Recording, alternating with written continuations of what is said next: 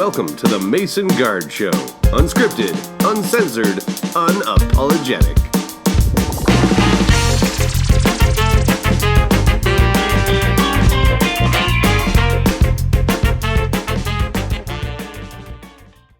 Hello and welcome to the Mason Guard Show. I am one of your hosts, Scott Mason.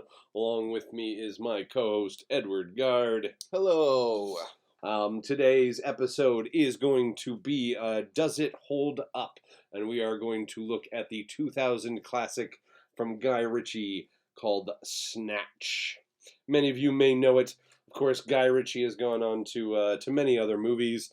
For a while, certainly most known for his marriage to Madonna. But again, he has made himself a classic movie in the movie Snatch, and we wanted to see 19 years later, does the movie still hold up with the view of time and how it has passed? So we're gonna go through our usual topics, that is story, aesthetic, script, soundtrack, and then overall enjoyment.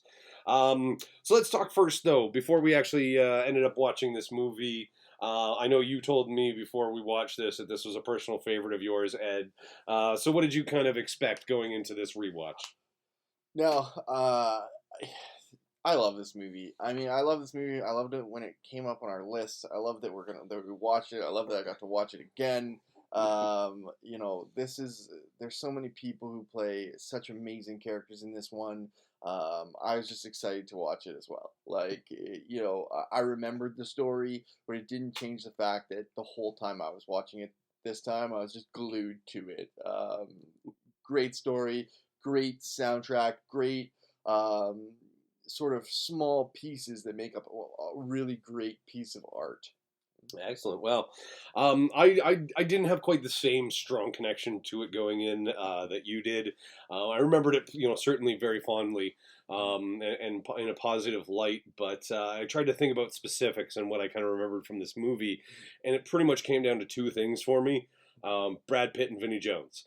That was pretty much all I could remember from this movie. Is, of course, Brad Pitt, infamous as Mickey in this movie, and the way he spoke. Apparently, simply because he couldn't do a very good London accent, and so that's how he ended up in this role.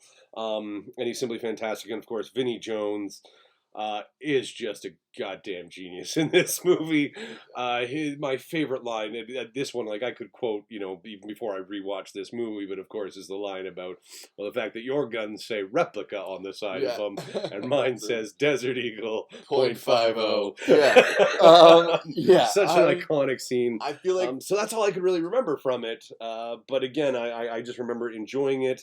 But I thought, this is one that I thought, as I grew, some of the cool things that I could kind of remember, I was worried they wouldn't kind of hold up, with my more jaded adult self. Right. When I thought back on this movie, I remember the scene when it all came together, like when they all come literally crashing into each other. I remember that, and I remember the final sort of fight, the bare knuckle boxing fight, and just the intense fucking the Bushes song playing, and just how intense that moment in a movie was. And for me, I was younger the first time I saw this movie, and it was a really exciting twist to an end of a movie. But that's why I think that I love it, and that's why I was excited to watch it again. Awesome. Well, let's get down to the nitty gritty. So for those of you not familiar with Snatch, quick rundown of the story.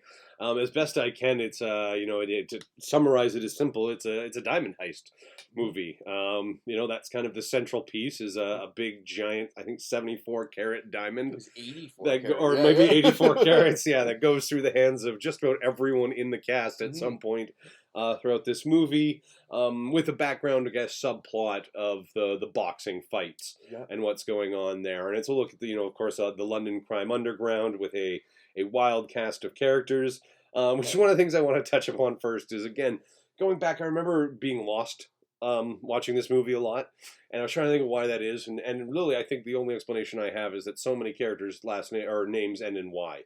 You have Tony, Tommy, Frankie, Mickey, Avi, Vinny. Right? I wrote that down because I was just so taken aback at how many characters end in Y. I mean, Avi, I guess, is not actually a Y, but still pretty much along that same lines. And I found this time though, again with the maturity and age, I didn't have nearly the same problem following who was who in this movie. But I love the twist that this story takes. I think there's some really fantastic stuff. For me, one of the things that jumps out is the trio of like the low criminals, Soul, Vincent, Vinny, and Tyrone. Yeah. I love them because I think they're supposed to be your kind of like everyday man caught up in this way over world their of crime, heads. so over their heads. Yeah, they don't really see the whole picture. They don't really know. And I really like that Tommy and Turkish are in the same sort of boat. They're sort of the other side of the spectrum. They're on the other side of the story, but are just caught up in a situation that they're really not involved with. Like, yeah, they're the guys trying to get out of the situation, whereas these are good guys just trying to keep up with the situation, thinking, hey, there's something for us. Yeah, here. they're just trying to get their piece of a pie that they're really not even sure in. And as soon as they're introduced into the bricktop world, they're completely out of their element. Yeah. You know, what I really love about sort of Jason Statham's character here is this is before Jason Statham became like an action star. Right. This movie, along with Lock, Stock, and Two Smoking Barrels, which I think we have to mention because that movie really bred this movie. It took a really sort of a movie that wasn't very well known in Lock, Stock, and still a lot of people have not heard of it or seen it. True. Which if you haven't, please go and watch that movie. Yeah. But it took Jason Statham, where he's a similar character in that movie to this one, when he is just a straight man, like he's really just trying to get his piece of the pie, which is similar to Lock, Stock. He wasn't an action star. There's no fight sequence for him in the whole movie. I completely, like, I was waiting for this moment for him to just go, Jason Statham. Exactly, and right? It doesn't and happen. There is that all. moment when he takes out the bat when they're smashing up his skin. He whacks two guys and then he realizes he's overwhelmed.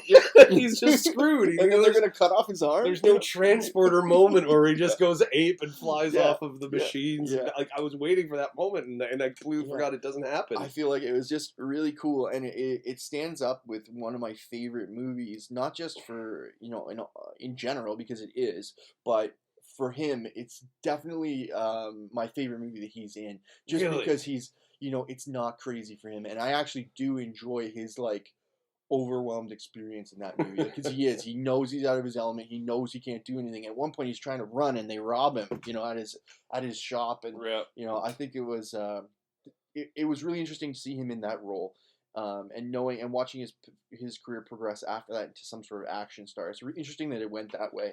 See, I would actually counter and say it actually makes a lot of sense watching this movie that he went into action, because he's not great at dialogue. I think there's really some scenes where his pacing is really awkward. Yeah. He really does a lot of pauses in between each of his lines, and it just felt actually very stilted for me. And I felt he actually just gets outshone by the rest of the cast in this one, and maybe that's again just a personal taste. But so I'm wondering if that's because if you listen to him speak in Lock, Stock, right?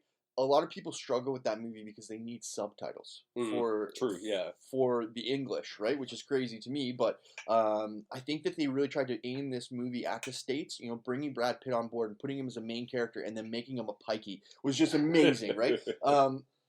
I actually had the experience of living in England and actually encountering some pikeys, which is, really, it is a really real thing. Right. It is not like just something they made up. Like, this does exist. This group of people is out there. They are living on the fringe of society. They have fake names. They live in trailers. Like, this is a real thing that happens. Pick up and move. Yeah, it is a real thing. But putting, your lead American actor into a very English film, and then making him this, like, very much mixture of English and Irish sort of gypsy, is a really interesting way to go. But overall, from a story perspective, you've got sort of like, I want to say 5 unique stories going out through this whole film. Yeah. Going in a lot of different directions. And then when you think of their stories overall, it's actually pretty short, each story, but the way that they intertwine is incredible. When they come crashing together at the end of the film, it's amazing. I really enjoyed how they were able to do that, and they really replicated what they created in Lock, Stock, and used it to create an American story that people would be able to follow. Mm-hmm. I thought it was interesting.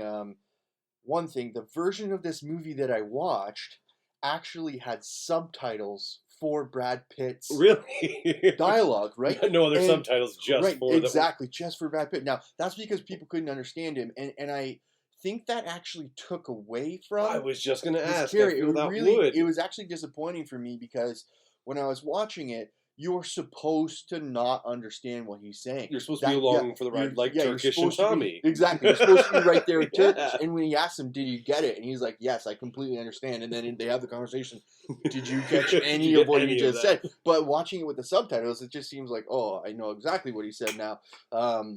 I found that to be really weird that they decided to throw subtitles on that. Now, I've watched a version of this movie before where they subtitled the whole thing, and it really disappointed me as well because it took away from that English charm that I think that this movie really showed the world, that dry wit, that humor, the awkward conversations that people are having. That you have. Yeah.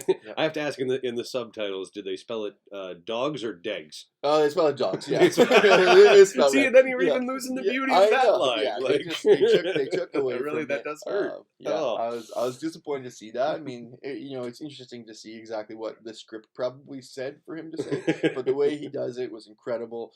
There's even a moment when they're out and the dog kind of attacks Brad Pitt for a second. And he's just like, fuck her. And you know that was like... And he turns, he does the boxing position to it. You know for sure that there's no way they planned that to happen. No. He just was in character. He delivered on that. I thought it was amazing. Yeah, Brad Pitt's certainly someone who, again, just every once in a while takes on a role that he just makes his own, and you will just never forget it. The other one that jumps to mind immediately is Burn After Reading.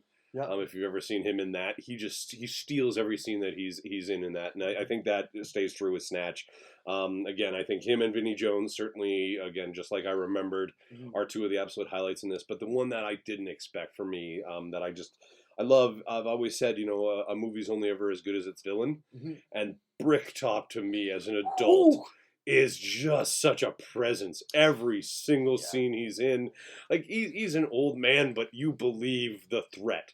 Every single time he's on, and there's just something about that character. Yeah, I mean, whether it's just the scene where they're walking along as he's feeding his pigs, talking to Turkish and Tommy about you're going to get me a new fighter. Like the tension in that scene, you can feel it, and it really all hinges on Bricktop. Yeah, and I mean, I want to talk about more about some of the things that he says when we get into the script area. I'll talk about it more, but some of his speeches throughout that, and there's a number of comments throughout that movie. They're just amazing. It really sort of blew me away. But yeah, definitely, Bricktop is this great antagonist that really drives the whole movie. And again, he has nothing to do with the diamond heist, right? He has no idea. Yeah. And the small piece when he does get involved is just, it doesn't even really play out. He doesn't really care about that. He's just trying to achieve what he's trying to achieve with his fights. And the people he engages with are incredible. And you can see that sometimes he's engaging with people who are peers, and then other people who are very much not his peers. His unders. Yeah, exactly. Yeah, no, absolutely. All right. So then what are you going to give this for story? Now, I have a hard time finding a better story in a film. You know what I mean? There are some great stories out there, but if we're going to give this a score, I'm giving it a 5 out of 5. It's a perfect 5. All right. I probably wouldn't go quite as high. I think there's certainly some opportunities there. I do give it a 4. It's not in any way bad. I just do think that there are some maybe opportunities there to kind of clean up some scenes that maybe were unnecessary. But again, I mean, I can't knock this. It was absolutely fantastic. So let's move on to aesthetic.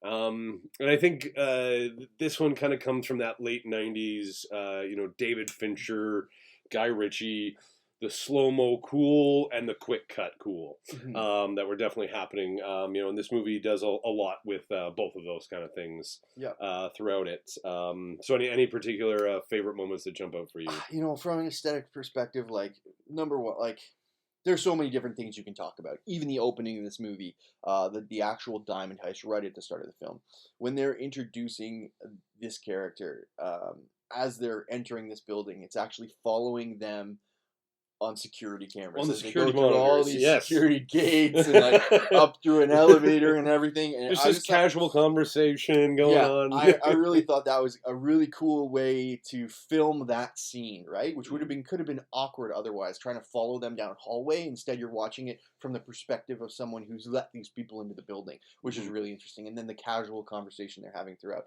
It then jumps to an almost strange introduction of characters, which you don't see in a lot of movies, right? You don't go through a list of every character right at the start just to introduce them, which I thought was interesting because of the way they told the story. I actually really enjoyed it. It gives you an idea that this is the list of people you're going to be following. The first time you watch it, it's overwhelming, right? You're like, how am I going to know all There's these like 12 different right? people, all of them end with a Y. But yeah, exactly. but knowing the story and watching this movie again, and probably for the half dozenth time now, it's exciting to see that list. Because then you as you're watching, you're like, oh yeah, that's gonna happen. This is gonna be, we're gonna get to follow that story again. And I thought that was a really cool way of doing it. Some of the other pieces that I thought were incredible was the moments when things go wrong, especially in the Turkish story at the fighting ring, like when he knocks the guys out, like that. The one punch moment, first time when he knocks down Gorgeous George. Yeah. There's just something that you feel that punch sitting in your own seat. Exactly. Crack. Yeah. That one was super interesting. Like that whole fight was interesting, but like the ring fights were good when he knocks that guy out in the ring. And it like zooms in on Turkish and then it zooms in on Bricktop and you're like, oh my god, they're gonna get killed. Everyone's gonna get killed. You really feel they really made it feeling tense with those shots. Another thought that I found amazing was when Gorgeous George gets knocked out, and then all the Pikeys are arguing with each other and they're screaming in their faces. And then the shot of Tommy. It's just fixed on Tommy's face, and like I think he's even crying. You know, the tear absolutely just drops down, and you just see he's thinking like, I might get killed here. You really feel that intense moment for him, I thought that was incredible. Now I also and I'm just going to go on a list here, but I also really enjoyed how they did the travel scenes with just his passport and then the shot and as he traveled, Avi back and forth from the States. The quick slam the shot airplane. So many scenes that were really intense, the scene when they take them into the room that they've plasticed. And after he gives their speech, and now we'll talk about the speech and the script, but just that moment when you see them with the blades, sharpening the blades, and they've got the body bags, you're like, holy hell. That was intense. One of the ones I love, it's just a powerful shot, is after Bricktop burns down the caravan. Right. And the shot of just Brad Pitt struggling to just run into this burning caravan to save his mother. And just as they slow that down and it slowly zooms in and you eventually are just on his face and there's just the Brad Pitt stare that he does, and it's so well shot. Yeah, they even clipped to that at the end of the movie again when they're explaining that it was odd this was the moment over that, right? And another scene which I thought was incredible was when Brad Pitt gets sort of uppercutted and knocked down and it shows him hit the mat, and then he it cuts to that what's in obviously his mind is going through the water. Into the water. If you've ever been hit hard in the face in your life and you fall to the ground, there is that moment when you feel like you can hear and see everything that's going on, but you're a million miles away from it. And the way that they cut that scene, I thought was so interesting. I just thought it was a really interesting way of doing it because it was really out of place too. It wasn't. That's what I felt. I was actually. It's funny that you bring up that scene because that was one of the ones I wanted to talk about as well. Was watching it? I'm like, oh, why are we just suddenly it's so not what the rest of this movie has been. Yeah. I saw what maybe they're going for artistically, but I felt it felt out of place. But the moment when he just rises up and then that becomes the uppercut, that payoff makes the rest of it worth it. And I'm like, okay. I'm in. All right, Yeah, I'm absolutely along for it. Like my mind flipped in the span of 3 seconds just yeah. because of how they used that particular aesthetic to really Yeah. bring back his It comeback. was a very artistic shot. They probably took a ton of time to think how that's going to look and to film that. And I guess they would have had to put him in a pool to do that. Like, you know what I mean? Like, it was a very interesting and out of place scene, but it was supposed to portray a feeling. And like, I guess if you never felt that disconnect, like you probably wouldn't understand what they're trying to go for. But the way it was portrayed, I found it very powerful. Again, completely out of place, unusual, but like really interesting imagery as well. Capturing the accuracy. Yeah. Awesome. Yeah, and I think the other one just to touch on, because again, it's the iconic moment, I think, of the movie is the car crash kind of scene, and the first use of rewind or out of joint storytelling. Because it kind of comes out of nowhere, and I even wrote down here, like, why would they do this? It doesn't happen anywhere else in the movie. It felt awkward to me this time, and I'm like, but why? Like, this was a scene that stuck with me as well. It's one of the things I did remember coming into it. But it's because they pay it off at the end of the movie. They do another rewind, haha, this didn't quite occur how you think it did kind of moment, and it's setting that up. And again, I just the way they do it with the first kind of rewind moment happens when you're in the car with Saul, Vinny, and Tyrone, and they just out of nowhere hit a person in the middle of the street, and you're like, wait. How did who is that and all of this? And then you go back to find out that it's Boris, and wait, how did Boris get out of the trunk? Yeah. It's the chocolate milk. I find it's interesting that they kind of went fully backwards, right? So you're listening to that conversation about how the human body can't digest dairy, right? Which is a very unusual conversation.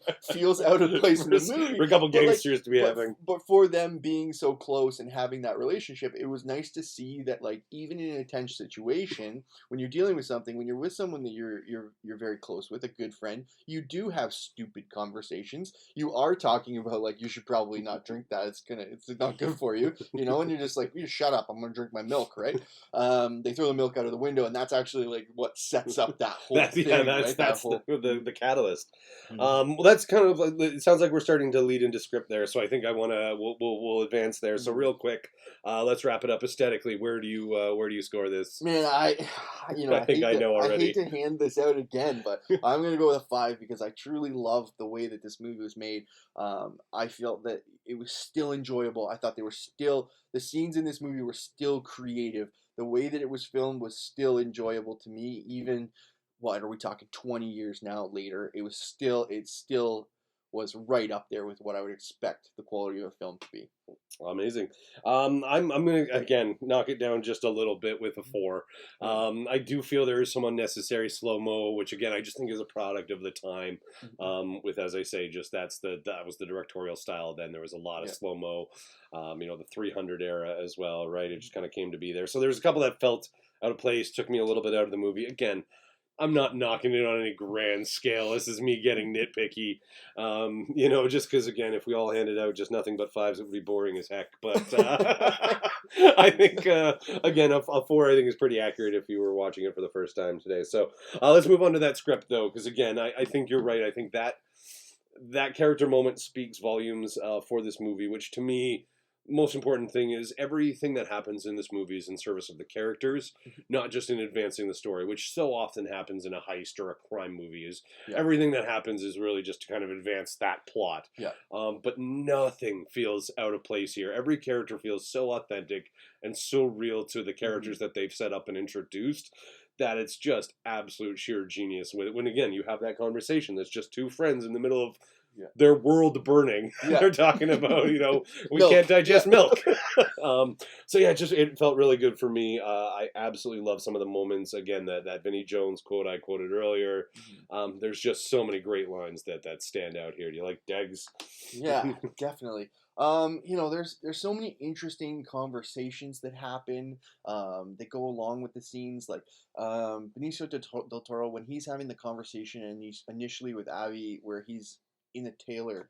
You know, Oh, yeah. I honestly, I should have brought this up with aesthetic. I thought that was just an interesting scene because every time it cuts back to them, he's wearing a completely clothes. different suit. Like 1 second later, I just thought that was an interesting way to film that. And then the last one, obviously, he's got no pants on. Like I just thought it was fun. I didn't even notice, but there is a point when he gets in his van, and every single one of the outfits that he tried on is in the van. Yeah, like he absolutely bought them all. Yeah, and like, I didn't even mention this, but like, every time they cut to him and they mention gambling, you see him off on some like Vegas experience. That's where you get the David Fincher quick cut. Yeah, exactly. I thought those were fun. But talking more about script, there are some sort of like iconic moments in this movie, and some like really powerful lines, and then some that just are so just silly and do hit that moment. Like initially when you're meeting Turkish and Tommy and they're at their caravan, which appears to be parked under a bridge or something, right? And he's got his boy cooking sausages. I really can't figure out where that's supposed to be. I don't know. That right? is a weird scene. It is a weird one, right? And he's got his guy cooking sausages for him, right? 2 minutes. Yeah, 2 minutes. And he's like, it's 2 minutes, 5 minutes ago, right? And and then now it's going to be another 5 minutes. I just thought that was fun. Then there's the weird conversations between Turkish and Tommy, where he's asking him why you would put him in a fight, and he's like, "What did you expect to happen? It's a bare knuckle boxing match, not a tickling competition, right?"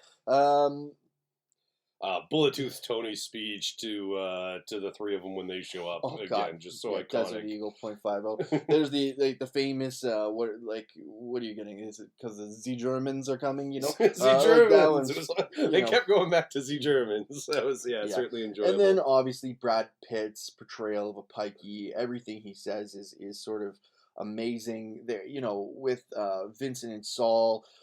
He pulls out that shotgun and he's like, it's a fucking anti-aircraft gun, amazing. And then we're just talking to sort of Bricktop, his nemesis speech, incredible. When he asked Turkish to make him some tea and he's like, do you take sugar? And he's like, no, I'm sweet enough. Sweet enough. Just, so amazing. Good. And then when he sort of walks through how to dispose of a body with pigs, like that is so famous. And there are actually like songs that have that in the song, like him explaining that. There's some darker songs and stuff, but that's been used in so many different places now.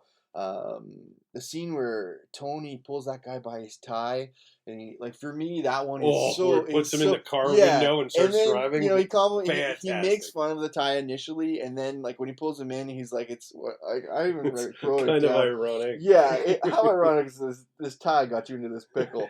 And Bricktops. In the quiet words of Virgin Mary, come again. That one I thought was the milk conversation, the Desert Eagle 5.50, incredible. And then Tony's, you should never underestimate the predictability of stupidity. I thought there were just so many sort of amazing lines delivered, and between them, there's these little funny, awkward scenes, like with the daughters of one of the diamond. With the Avi. Yeah. We know, Dad. You told us, Dad. It was just an interesting scene, right? It was just an interesting sort of scripted stuff that they really threw in there. I found that those light moments made the amazing pieces of the script more enjoyable, because you didn't know when someone was going to say something that was going to be iconic, and then there are so many iconic movies and moments in this movie. Yeah, I found I again remember watching it before and struggling and actually thinking myself I needed subtitles to watch this movie. Really? Yeah. Having never lived in England and not being familiar with the accent, there were certainly even still just some lines that I absolutely lost. What had been said with this, but again, I think by putting the Brad Pitt character in there, you realize it's not always that important. And the stuff you need to get, you get. Yeah. What I do want to touch upon, though, again, in the kind of does it hold up standard, is the movie has weird fascination with Jewish people. From that opening scene that, again, is shot so well, but then there's just some weird, they keep kind of going back to the Jewish well. And I found that really funny. Even, we'll touch on it in the soundtrack, they use, I forget the name of the song, but, they just really kind of fixate on it, but don't do anything with it. And that's where I'm a little bit confused as to what the intent of that was, and I don't have an answer in this case. Yeah. So I wanted to point that out as just something that felt a little bit weird for me watching it these years later, where I don't know if you'd have that in a current movie in the same way. Yeah, I feel like it's the diamond thing. Like it really is. It really is dominated there by. Well, that's I guess they call that out, right? Mm-hmm. Maybe that's what it is, I guess. But it felt weird to me. And again, maybe I'm just putting on my, social justice warrior shoes. Fair enough. Yeah. Standing up for people because my white guilt is extra strong today. But you never know. So that was one, and fat jokes. They they only go to the well, like I think once or twice with Tyrone, but there are certainly a couple that you probably couldn't get away with nowadays. But otherwise, again, this script is pure gold, and again, the true highlight to me is that everything that's said, everything that's done, is in service to the characters. Which is really what makes it so strong, and that's why, again, I'm going to score this a 5. This is where I can't help but give it a 5. It's just it's tight. Yeah, there's so many things that like I would even quote, like, and I know I listed a bunch, but like I didn't even. The list is a lot longer than what he went through here, folks. I mean, I didn't even get to proper fucked. You know what I mean? And if proper fucked. Yeah. Great. If you haven't seen this movie. If you haven't seen it recently, when you go back, you're going to have those enjoyable moments as well. But I give this movie a 5 just because I listed enough stuff that, how could I not give it a 5? All right. Let's move on to, I think, the category where we might actually have some of our biggest disagreements here. So let's talk about soundtrack. For me, the opening song, kind of the intro song that stands out, and that's about it for me with this movie. I think again there's some moments where you kind of catch the music, but again I think really outside of that first bum bum bum, like there's nothing that really took me away, and eventually it kind of just faded into the background for me. And again, I just focused more on the characters. Really, see, I found the soundtrack of this movie to be amazing. They use different pieces. You've got several different stories happening, and they use the music to associate what story you're listening to or what character you're following in that time. So it's a little bit choppy, but when you see a certain character, you've got that same music playing, right? So you can tell what story you're sort of following, which I found really amazing. But there are some songs and some songs that were in it just for a moment. I know we mentioned this scene where Tommy is. Gorgeous George has just been knocked out in that scene where Tommy has the tear running down, zoom, and they're playing Golden Brown. That is an amazing moment for me. That music really made that scene memorable and emotional. The scene where they played Massive Attack, Angel, like that's an amazing tune. It really set up the how intense that couple of moments were. And then the last fight scene where they play "Fucking in the Bushes" by Oasis.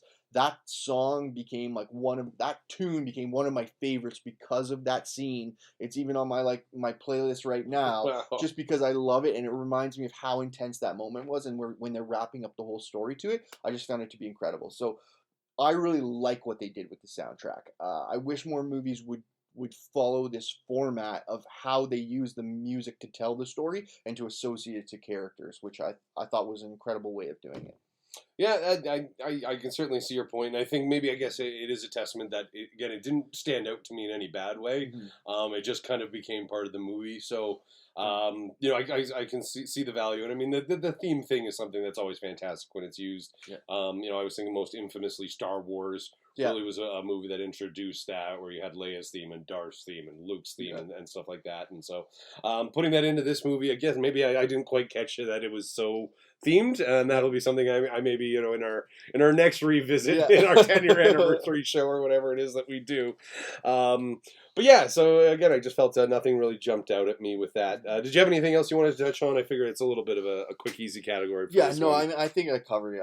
I just some of those songs were just perfect for the moments they use them for, and I think maybe I could understand what you feel. They did overuse some small themes in different places that didn't seem super necessary, but I still really did enjoy it, and I did give this category a 5 as well. If you can see a theme that's going on. Definitely running theme. So as I say, just because it did fade into obscurity for me, I can't give it much higher than a 3 is where I think I'm going to settle on that. I even originally had it as a 2, but as we were kind of going through some of the songs, it did, a couple of other ones. Actually, the one I forgot, just because you played it just before we started recording, the jazz flute song is actually a pretty fantastic one. The they mad used that flute, so well. The mad flute was awesome. Yeah. That one is actually pretty fantastic. So again, I'll give that a 3. So let's bring it now back to our overall. And I have a scene that I want to bring up, and I intentionally left it out of aesthetic because to me, it just kind of sums up where this movie really does things so well. And that is the hunting scene, believe it or not.